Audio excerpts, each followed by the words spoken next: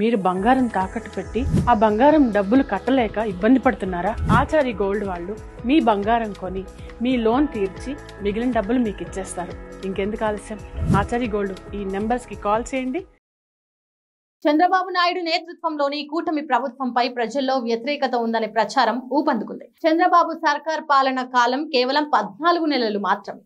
ఇంత తక్కువ సమయంలో ప్రభుత్వంపై వ్యతిరేకత ఏంటి అనే ప్రశ్న రావచ్చు. దురదృష్టవశాత్తు గతంలో ఏ ప్రభుత్వంపై లేని వ్యతిరేకత ప్రచారం ఈ ప్రభుత్వంపై సాగుతుంది. అది కూడా బలమైన మీడియా వ్యవస్థ చేతిలో ఉన్నప్పటికీ జరుగుతుండడం ఆశ్చర్యం కలిగిస్తోంది. అసలేం జరుగుతున్నదో తెలుసుకునేందుకు ప్రభుత్వ పెద్దలు దృష్టి సారించాల్సిన అవసరం ఉంది. ఎన్నికల్లో వైసీపీని ఎదుర్కోవాలంటే బాగా డబ్బున్న వ్యక్తుల్ని బరిలో దింపాలని చంద్రబాబు నాయుడు భావించారు. దీంతో రాజకీయాలతో ఏమాత్రం సంబంధం లేని వారిని కూడా కేవలం బాగా డబ్బుందని ఎంతైనా ఖర్చు పెడతారనే ఏకైక కారణంతో టికెట్లు ఇచ్చారు. వైసీపీ ప్రభుత్వంపై తీవ్ర ప్రజా వ్యతిరేకతలో కూటమి అభ్యర్థులు గెలుపొందారు.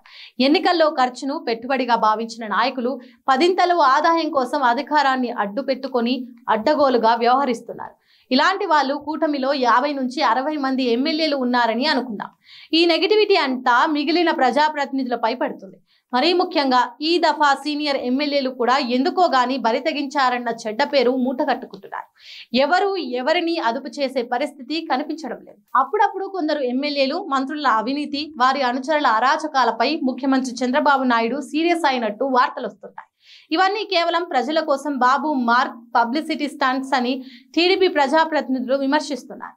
ముందు తన కుమారుడిని అలాగే ఆప్తులైన మంత్రుల దోపిడీ ఆరోపణల గురించి చంద్రబాబు చూసుకోవాలని కూటమి ఎమ్మెల్యేలు, కొందరు మంత్రులు ఆఫ్ ది రికార్డ్ మీడియా మిత్రుల వద్ద అభిప్రాయపడుతున్నారు. ఎన్నికల్లో అభ్యర్థుల మంచి చెడులను చూసి టికెట్ ఇవ్వడం లేదని, కేవలం డబ్బు ఆధారంగానే జరిగిపోతున్నాయని ప్రజాప్రతినిధులు అంటున్నారు. ఎన్నికల సమయంలో డబ్బుంటే తెలుగుదేశం కాకపోతే ఇంకో దేశం టికెట్ ఇస్తుందని వారు వ్యంగ్యంగా అంటున్నారు. ఇందుకు ఉదాహరణగా గుమ్మనూరు జయరాం, కొలుసు పార్థసారథి, కోటంరెడ్డి శ్రీధర్ రెడ్డి తదితరుల గురించి వివరిస్తున్నారు. మంచితనానికి ప్రచారం తక్కువ, చెడుకు ఎక్కువ. కూటమి ప్రజాప్రతినిధుల విషయంలోనూ అదే జరుగుతుంది. 50% మంది ఎమ్మెల్యేలు, మంత్రులు దోపిడీకి పాల్పడుతున్నారని అనుకుందాం. అది కాస్త 100% అవుతుంది. రాజకీయంగా మొత్తానికే నష్టం వచ్చే ప్రమాదం ఉంది. మరోవైపు ముఖ్యమంత్రి చంద్రబాబు ఇంకా వైసీపీ ప్రభుత్వం అలా ఇలా అంటూ విమర్శలు చేయడంపైనే దృష్టి సారించారు. తన ప్రభుత్వంలో ఏం జరుగుతున్నదో ఆయనకు అవసరం లేనట్టుంది. మరోవైపు ప్రభుత్వానికి డ్యామేజ్ జరిగిపోతుంది. దీన్ని అడ్డుకోవడం ఎవరి వల్ల కాదనే మాట వినిపిస్తుంది.